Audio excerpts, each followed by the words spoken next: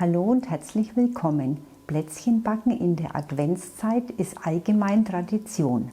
Bei manchen Plätzchen ist die Herstellung etwas aufwendig. Bei Butterplätzchen oder Ausstechplätzchen ist sie sehr einfach und auch die Kinder können hier gut mithelfen. Ich zeige euch heute mein Grundrezept. Daraus lassen sich viele Plätzchen herstellen.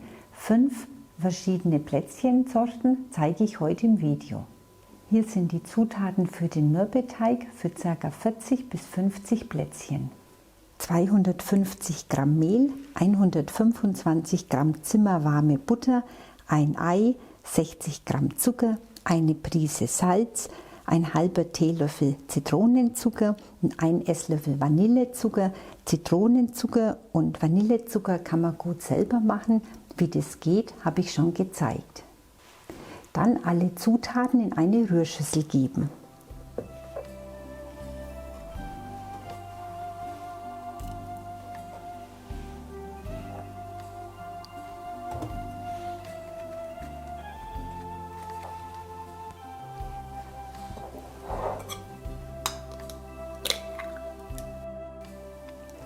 Dann mit dem Handrührgerät mit den Knethaken kurz krümelig verrühren.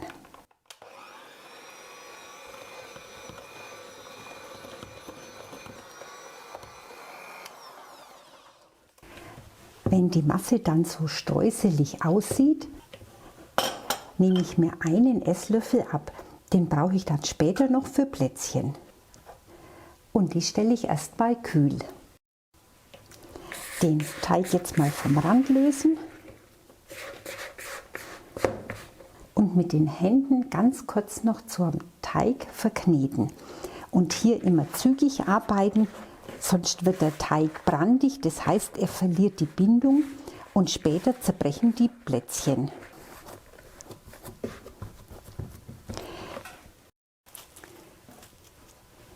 Eine Klarsichtfolie schon mal bereitlegen und den Teig darauf geben. Ich drücke ihn gleich in etwas flach, also etwa Rechteck, dann gut verpacken. Und für mindestens eine Stunde kühl stellen. Die Plätzchen werden natürlich auf einem Backblech gebacken, auf das Backblech eine Dauerbackfolie legen oder fetten und mehlen. Den Teig hatte ich jetzt für eine Stunde im Kühlschrank. Das heißt, ich packe ihn jetzt aus, er ist auch schön durchgekühlt. Ich zeige heute, wie man aus dem einen Teig verschiedene Plätzchensorten macht und den teile ich mir jetzt ein in 2 Drittel und 1 Drittel. Die 2 Drittel rolle ich dann erstmal aus, das 1 Drittel lege ich nochmal in den Kühlschrank. Vor dem Ausrollen den Teig kurz nochmal durchkneten, die Arbeitsfläche etwas bemehlen oder Puderzucker verwenden. Ich habe Puderzucker. Und hier wirklich nur ganz kurz durchkneten.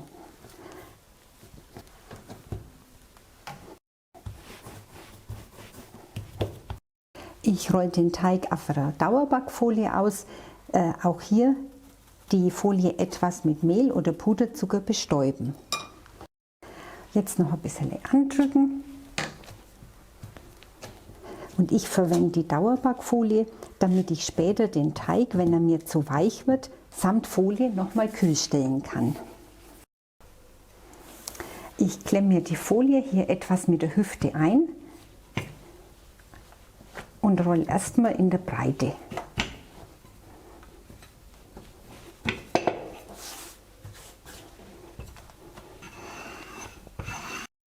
Auch mal schauen, dass er nicht anklebt. Das heißt, ruhig mal hochnehmen, gegebenenfalls noch etwas nachzuckern.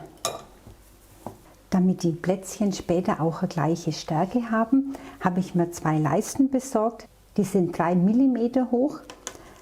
Die lege ich mir jetzt hier noch parat und rolle den Teig jetzt gleichmäßig auf die 3 mm aus. Der Teig ist jetzt auf die richtige Stärke ausgerollt.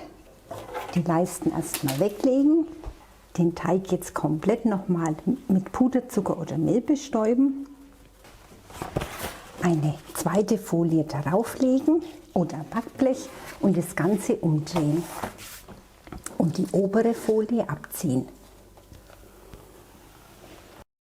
Und so lassen sich später die Plätzchen leicht von der Folie lösen. Vor dem Ausstechen stelle ich diese Teigplatte jetzt nochmal kühl. Ich beginne jetzt mit dem Ausstechen. Als erstes mache ich eine Art Engelsaugen, allerdings in Tannenform. Dazu brauche ich eine Basis mit einer geschlossenen Form. Und hier habe ich für den Deckel eine Form, die ein kleines Sichtfenster hat. Beim Ausstechen achte ich wieder darauf, dass ich möglichst viele und platzsparend platzieren kann. Wenn der Teig gut gekühlt ist, kann ich den gleich immer mit der Form rübernehmen. Etwas Platz zwischen die Plätzchen lassen, weil ein klein wenig gehen sie noch auseinander.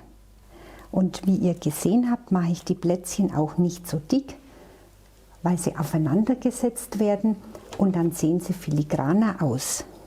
Jetzt noch die Oberseite ausstechen und ebenso rübersetzen aufs Blech.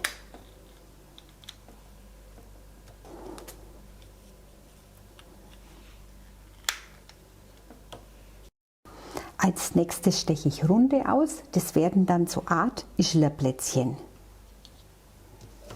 Als dritte Sorte mache ich Streuselplätzchen. Dazu gebe ich die zurückgehaltenen Streusel auf die Teigmenge. Und das sind jetzt hier nur ganz kleine Mengen. Ich wollte jetzt einfach die verschiedenen Plätzchen zeigen. Und ihr könnt ja je nach Lieblingssorte viel größere Mengen herstellen. Wenn sie etwa gleichmäßig verteilt sind, dann drücke ich sie mit der flachen Hand etwas in den Teig. Und jetzt steche ich mit einem rechteckigen Ausstecher dann die Streuselplätzchen aus.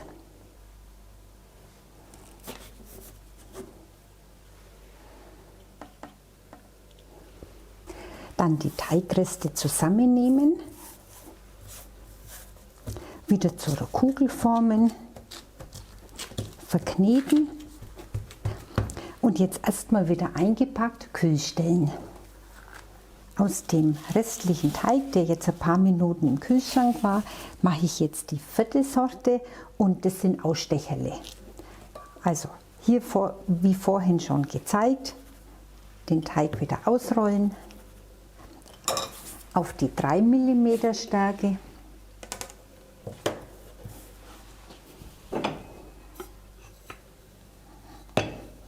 Die Teigplatte noch ein bisschen bemehlen oder bezuckern und dann wieder umdrehen.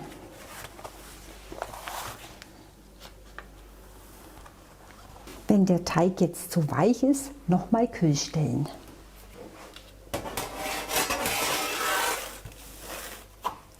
Und als vierte Sorte steche ich verschiedene weihnachtliche Motive aus. Und für Kinder ist es immer ganz schön, wenn man noch bunte Zuckerstreusel drauf macht. Und wenn der Teig gut gekühlt ist, dann ist das Ausstechen wirklich ein Kinderspiel. Und die Reste wieder zusammenkneten und ausrollen, bis der ganze Teig aufgebraucht ist. Vor dem Backen die Plätzchen grundsätzlich so 10 bis 15 Minuten kühl stellen, damit sie beim Backen ihre Form behalten. Mit dem anderen Drittel der Teigmenge mache ich sogenannte Stempelplätzchen. Viele von euch kennen die Stempelplätzchen, es gibt verschiedene Formen dazu. Das ist hier alte Holzmodel, das ist was ganz Modernes und diese hier gibt es ganz oft auf dem Weihnachtsmarkt zu kaufen. Den Teig jetzt genauso ausrollen wie vorhin gezeigt, das heißt erst wieder etwas weich kneten. Nicht zu lange kneten, damit der Teig nicht brandig wird und die Plätzchen später zerfallen. Und jetzt wieder ausrollen.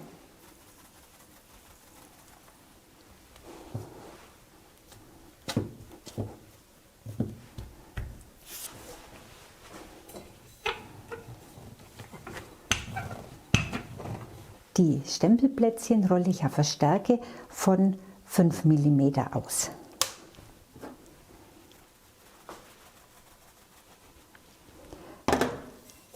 Hier braucht man etwas dicker den Teig, weil der Stempel sich ja tief in den Teig eindrückt.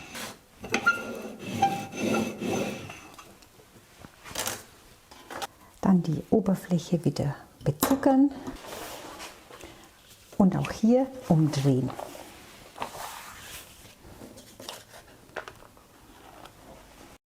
Wichtig ist vor dem Ausstechen, alle Ausstechformen gut einzumehlen. Dazu habe ich Speisestärke in so ein kleines Säckchen und pudere die jetzt ganz kräftig ein. Wenn das dann so aussieht, das Überschüssige abklopfen und den Model feste in den Teig drücken. Das ist ähnlich wie bei die Springerle. Abnehmen und dann kommt das Muster sehr schön zur Geltung. Wenn ich jetzt weitermachen würde, würde sich das Muster verschieben. Das heißt, das fertige Plätzchen immer gleich vom Teig ausstechen. Das kann man auch mit einem scharfen Messer machen oder mit einem Pizzaschneider.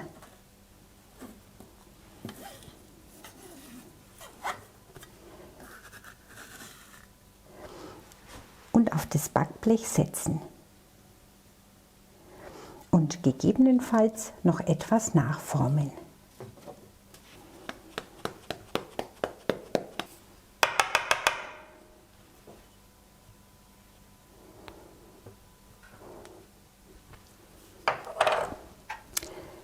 Wenn man den passenden Ausstecher hat bei den Runden, geht es natürlich noch einfacher.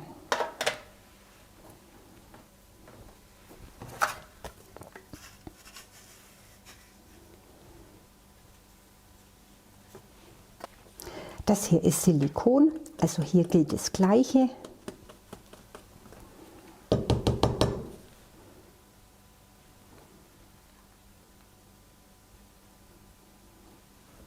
Hier habe ich keinen passenden Ausstecher, dann behelfe ich mir mit dem Glas. Also man muss einfach suchen, was man so im Haushalt hat. Und vor jedem Ansetzen auf dem Teig wieder auspudern.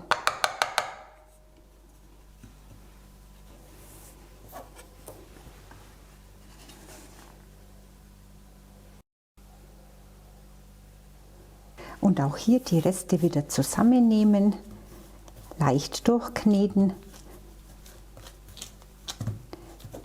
einpacken, etwas kühl stellen und dann weiterarbeiten, bis der ganze Teig aufgebraucht ist. Jetzt schon mal den Backofen auf 160 Grad Umluft vorheizen. Die Backzeit für die Butterplätzchen beträgt 12 Minuten, die für die etwas dickeren Stempelplätzchen 15 Minuten. Die Plätzchen sind fertig, wenn die Spitzen braun werden. Nach dem Backen gleich vom Backblech ziehen, damit sie nicht nachbacken. Und erstmal auskühlen lassen. Und auch die Stempelkekse vom Blech ziehen.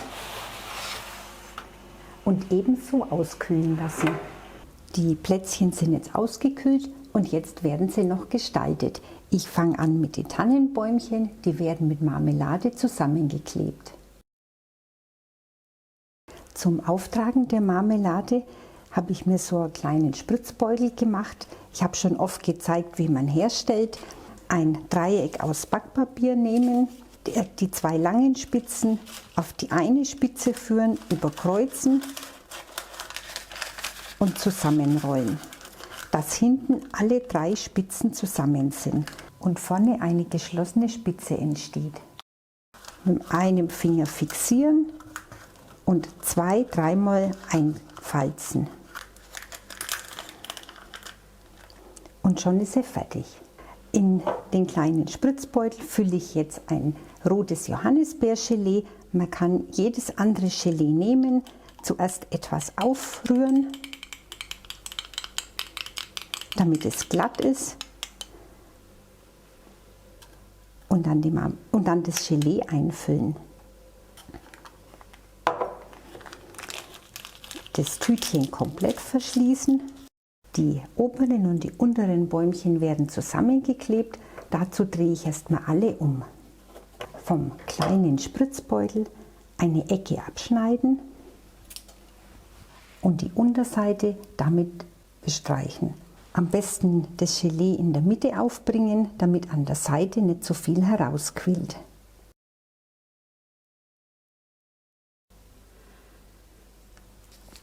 Die Oberseite darauf setzen. Die Herstellung der Bäumchen ist so ähnlich wie bei den Engelsaugen. Die Bäumchen bestreue ich noch ganz leicht mit Puderzucker und dann sind sie schon fertig. Die fertigen Plätzchen setze ich jetzt um. Die müssen noch etwas ziehen, bevor sie in die Dose können, damit die Marmelade etwas fest wird. Als nächstes kommen die Streuselkekse dran. Die sind praktisch fertig. Die bestäube ich ebenfalls nur mit etwas Puderzucker.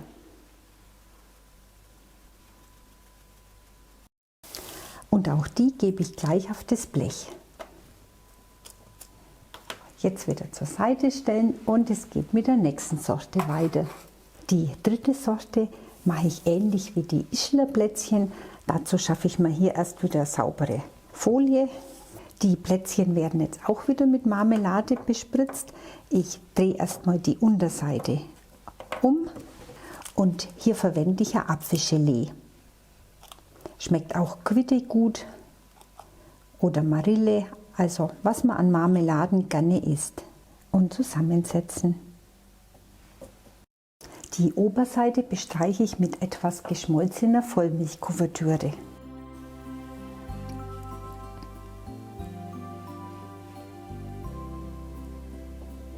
Auf die Oberseite setze ich jetzt noch ein kleines Stückchen von einer Walnuss drauf. Man kann aber auch eine Haselnuss nehmen oder gehackte Mandeln. Auch die dritte Sorte umsetzen und die Schokolade trocknen lassen. Und die vierte Sorte, die Butterplätzchen, die kann man auch so schon essen. Ich gebe noch ein bisschen von der Kuvertüre drüber. Die Schokoladenstreifen kurz trocknen lassen und dann umsetzen. Die Stempelkekse brauchen gar keine weitere Deko, sie heben sich ja durch das schöne Muster hervor. Jetzt noch die Stempelplätzchen umsetzen und schon ist unsere kleine Auswahl perfekt. Und hier sieht man zum Beispiel, was man aus einem Butterplätzchenteig für viele Plätzchen herstellen kann.